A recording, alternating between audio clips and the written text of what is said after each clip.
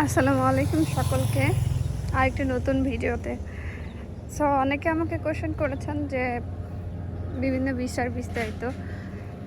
আজকে আমি বিষয়ে বলবো যে মালয়েশিয়া থেকে মিশরের ভিসা কিভাবে করাবেন এবং কত টাকা খরচ হবে সেটার বিস্তারিত কথা বলবো। এখন যখন আমরা নিজে ভিসা প্রসেস করি তখন কিন্তু কস্টিং অনেক কম হয়, বা অন্য কারো বা এজেন্সির হেল্প নিলে কস্টিংটা বেড়ে যায়। তো সেই ক্ষেত্রে নিজে কিভাবে করবেন সেটাই বলবো। দেখুন, বাংলাদেশের থেকে মালয়েশিয়াতে মিশরের ভিসা পাওয়া খুব ইজি। তো তার মধ্যে আপনার নিয়ম হচ্ছে, প্রথমত আপনার যে ডকুমেন্ট লাগবে, আপনি যে মালয়েশিয়াতে আছেন সেখানকার হচ্ছে আপনার ভিসা লাগবে।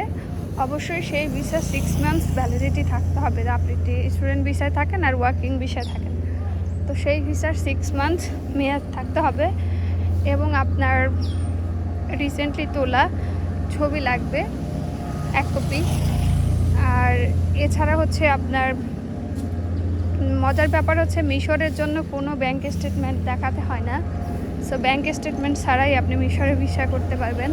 আর লাগবে আপনার হোটেল বুকিং, লাগবে এয়ার টিকিট বুকিংয়ের কপি দিয়ে আপনি সাবমিশন করবেন অ্যাম্বাসিতে। মালয়েশিয়াতে আম্পাংয়ে মিশরের অ্যাম্বাসি রয়েছে। আমার পাশে অনেক শব্দ, তার জন্য দুঃখিত। তো মজার ব্যাপার হচ্ছে বন্ধুরা, মালয়েশিয়া থেকে মিশরে ট্যুরিস্ট ভিসা অ্যাপ্লাই করার জন্য কোনো ব্যাংক স্টেটমেন্ট শো করতে হয় না, যেখানে বাংলাদেশ থেকে অনেক টাকা ব্যাংক স্টেটমেন্ট দেখাতে হয়।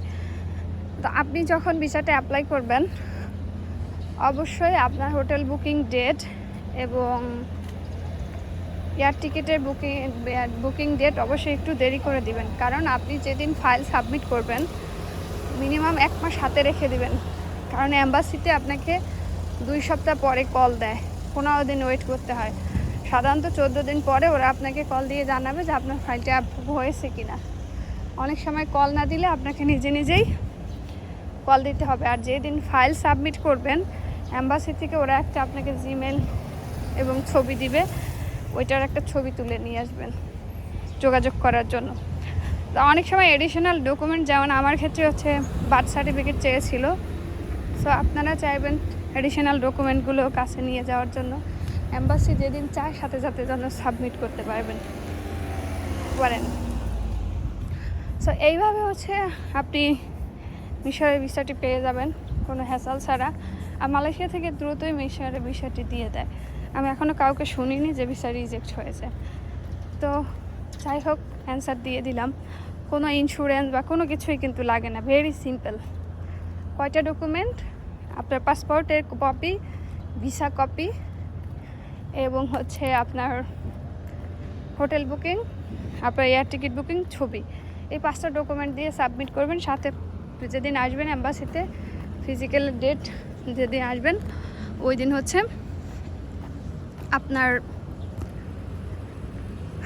পাসপোর্ট নিয়ে আসবেন। ওরা পাসপোর্ট দেখতে চায়, তারপরে ওরা অ্যাপ্রুভ করার 15 দিন পরে আবার আইসা পাসপোর্ট জমা দিলে 1 সপ্তাহের মধ্যে ওরা স্টিকার ভিসা দিয়ে দেয়, ট্যুরিস্ট ভিসা 90 দিনের।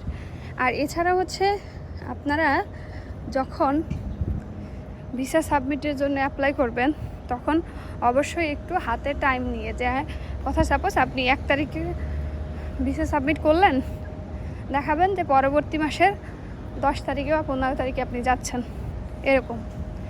এরপরে আরেকটা বিষয় হচ্ছে, ওরা কোনো ধরনের কোশ্চেন করবে না। অ্যাম্বাসিতে আসতে হবে সকাল 10টা থেকে 11টা, 11:30 পর্যন্ত ওরা ফাইল জমা নেয়। এরপরে আর কিন্তু ফাইল জমা নেয় না। সো এই টাইমটা মাথায় রেখে আসবেন।